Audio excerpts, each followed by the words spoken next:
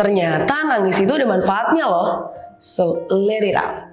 Tubuh kita itu bisa dibilang punya desain yang sempurna. Tubuh kita bisa tahu gimana caranya untuk melindungi mental kita. Memang secara filosofis tubuh itu membatasi pikiran. Apapun yang kita mau lakukan biasanya dibatasi sama fisik kita.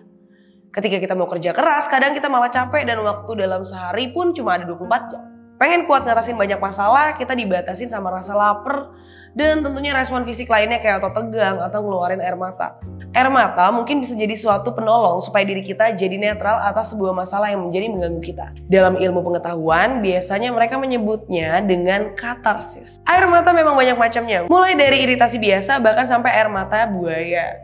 Tapi yang mau kita omongin sekarang adalah air mata yang terkait dengan masalah emosi. Ketika kita lagi ngalamin masalah emosional, maka kondisi tubuh kita jadi berubah total. Bisa tegang, bisa pusing, bisa pingsan, dan banyak lagi respon lainnya. Tapi tubuh juga punya caranya sendiri untuk ngebuat semuanya jadi netral. Salah satu cara tubuh menetralisir atau balik jadi normal akibat masalah emosi yang besar adalah dengan cara menangis. Coba deh kalau kita ngerasa kehilangan orang yang kita cintai, pikiran dan fisik kita akan jadi tegang, panik. Tapi kadang tubuh ngeluarin kondisi mendadak di mana kita jadi lemes dan air mata pun keluar. Di saat itu, tubuh sedang menetralisir dirinya supaya balik normal lagi. Menangis itu untuk kondisi mental tertentu memang baik. Kadang harus ada yang dikeluarkan untuk menumpahkan emosi, dan ya salah satunya adalah dengan cara nangis. Kadang ada orang yang gak bisa nangis buat masalah berat.